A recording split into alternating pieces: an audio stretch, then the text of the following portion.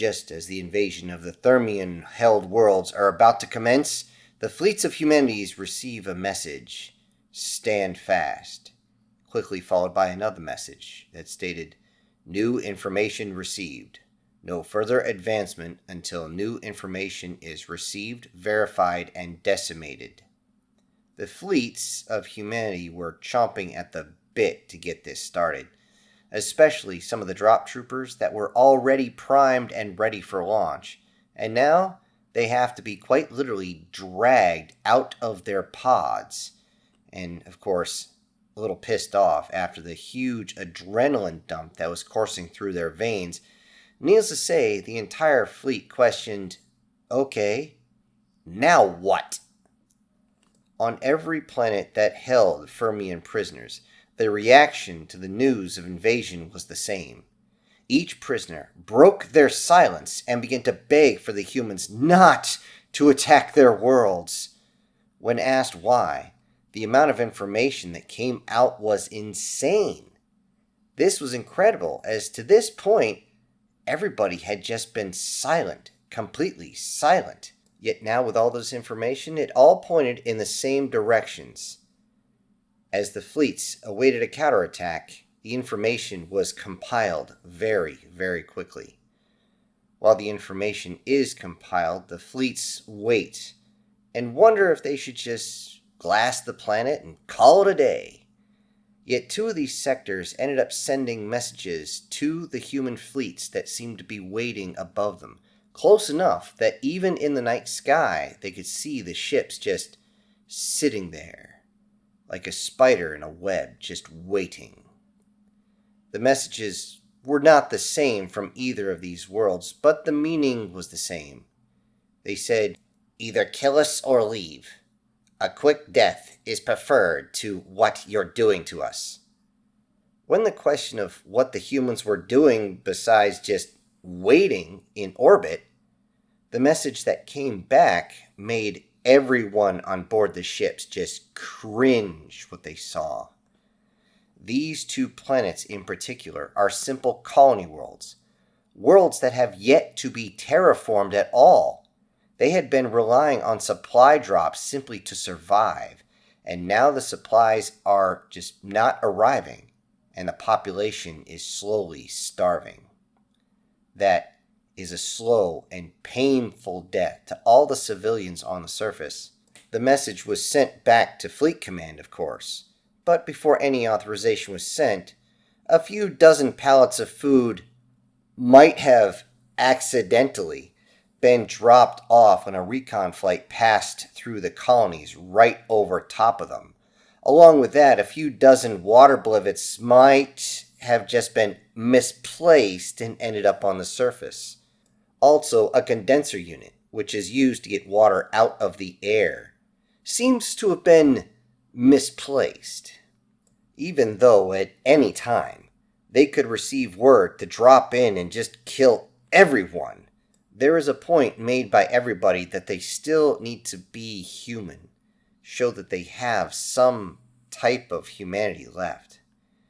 Many spent hours watching the monitors as the colonists walked up to the supplies that accidentally ended up right next to the door, and they walked up with caution, only to begin celebrating when they realized what had been dropped off.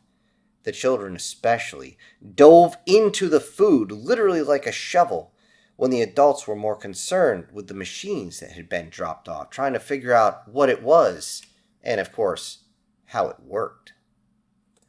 It was not long after this that many battle groups noticed scout ships from the Fermians.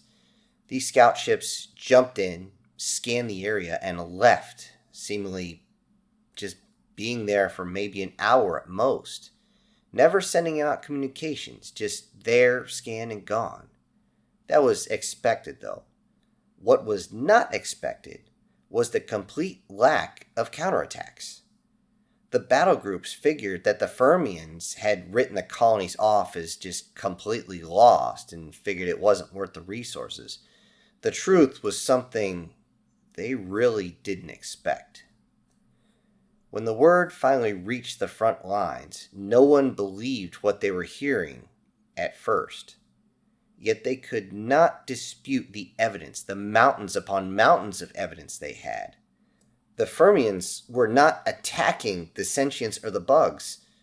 Not really, actually. In truth, they were running out of resources, running out of personnel, running out of territory, and definitely running out of time. The truth is, the Fians look like human because they are, or in this case were, human. The timeline is a bit confusing. There's speculation due to the lack of written accounts, but sometime between our calendar 1600 and 1800, another species had arrived on Earth. They saw how strong humans are and how durable they are. And they thought, how could they use humans as laborers on locations that would kill any other species that would work there? A species that is partially organic and non-organic. A species that was advanced and desired conquest. Yet their numbers were far too few for this. These techies, as they had been known, being the fact that they were less and less organic and more robotic, had done this to humanity before, also to other cultures. Mars, in and of itself, had been cleared of almost all life due to this. When the techies actually went back for another round, they actually found that they had left too few of the population behind. Too few of the population meant that it had not reseeded itself, and that meant that there was no population left. So, they decided to move to Earth.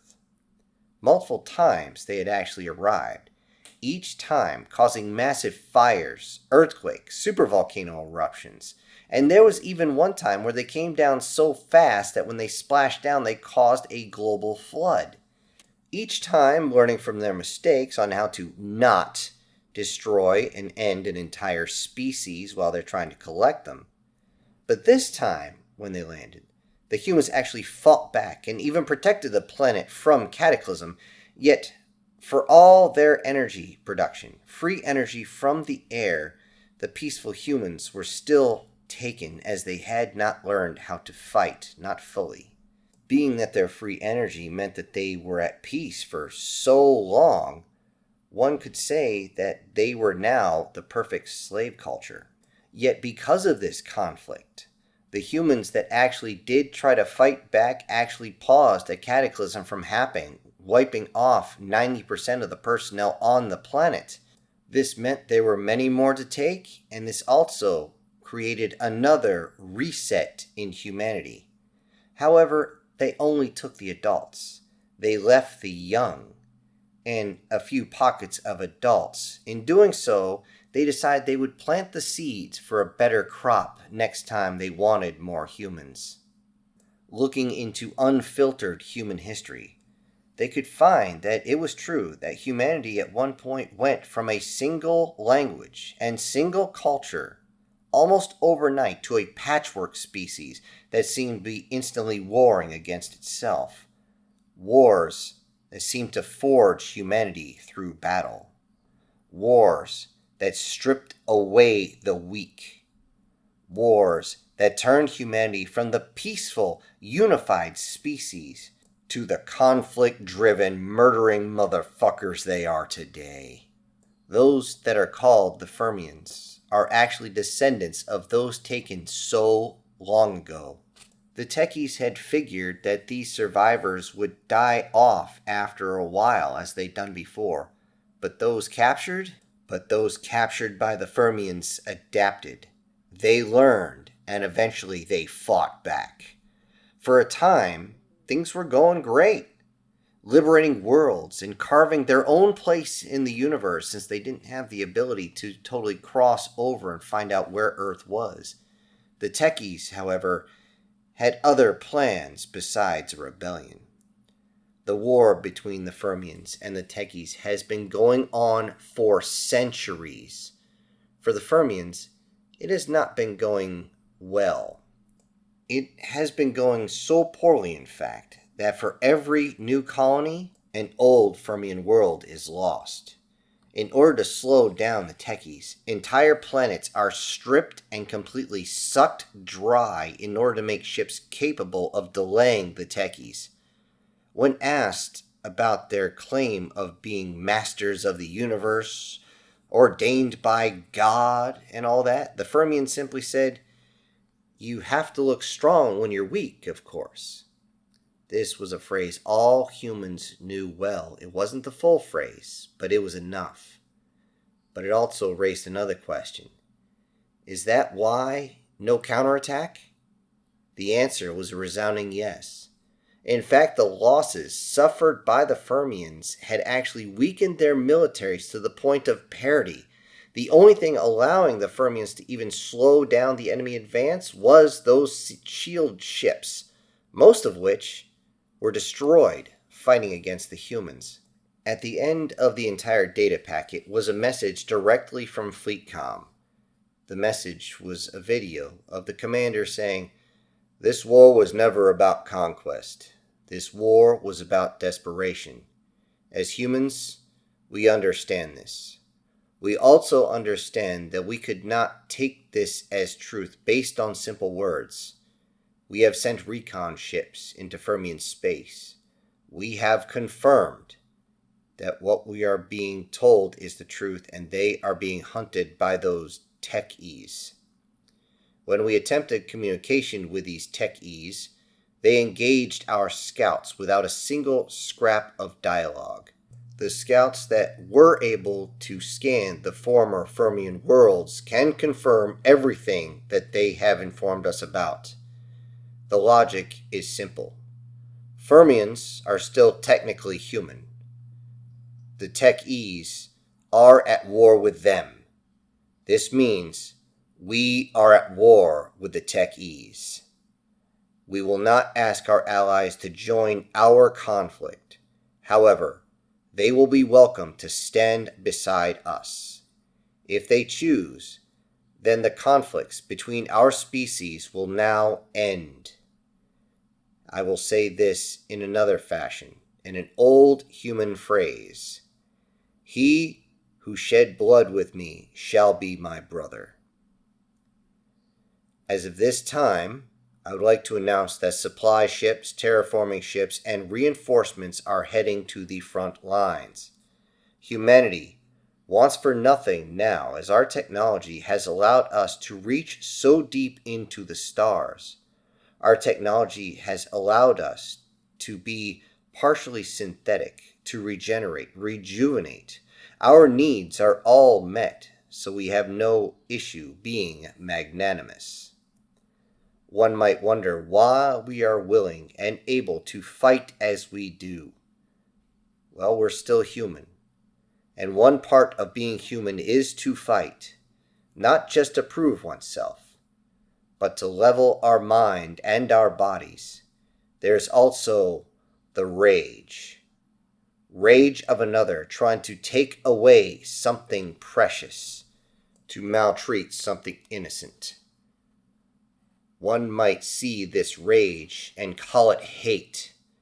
As we go off to this war, we stand against an enemy to place ourselves between said enemy and those innocents that are unable to fight, not because we hate this enemy.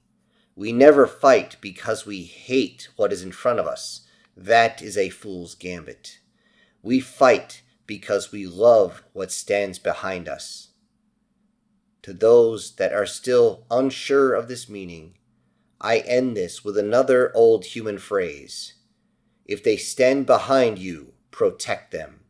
If they stand beside you, respect them. If they stand against you, show them no mercy.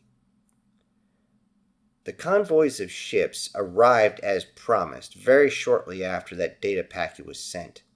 All planets that were still held their own molten core have half a dozen or more terraforming ships land and immediately get to work. All of them are usually automated. The former refugees land on these planets to turn them into the paradise they once were and will be again. The colonies that currently have human ships orbiting them have a mass number of ships arrive with tons and tons of supplies and equipment simply to shape the land, to manage it, to work with it so that it can become fully sustainable. The battle groups get a full resupply as well as being sent back to the rear for refit. When everyone asks why, they're told that the Fermian tech has actually brought some upgrades. In fact, the majority of the fleets are in desperate need of said upgrades. The new ships that had come off the line, though, will actually have to head for the front. They won't be able to sit there around the colonies. As this is happening, insectoids and sentients send their own ships to the rally point to link up with the human fleets. The sentients bring their big guns, literally, their dreadnoughts. And the insectoids bring vessels that have been freshly hatched, with crew that also look surprisingly more human, as this is a completely new brood based off the human genetics. At first, humans believed that the other species would begin calling out, saying, "Please, call off the humans!" Nope. This time, they would not try and call the humans off. Instead, the High Queen that had finally come back to her senses after her own transformation sent a message that shocked everyone to see her new form. The mutation that came from all the human genetic material, a very human face looked into the screen and said a message to the humans and to my kind and to our allies. Cry havoc. Hello everybody, this is Syntax. Thank you so much for joining me today on Part 8 of this ongoing series. Now before I go, I need to say that today's winner is Chris Dixon. And I also need to send out some special thank yous to the supporters of the stream. Without you guys, I wouldn't be doing this. And those are Sir, Prozac and Pancakes, Brian Kemp, Erica Gem, SS Demon, MTF Guard, Guardian Sage, Joseph Bosch, and Julius Boone. Thank you all so much for supporting the channel. Everybody else, I'll see you on the next one. This is Syntax. Ejecting pilot.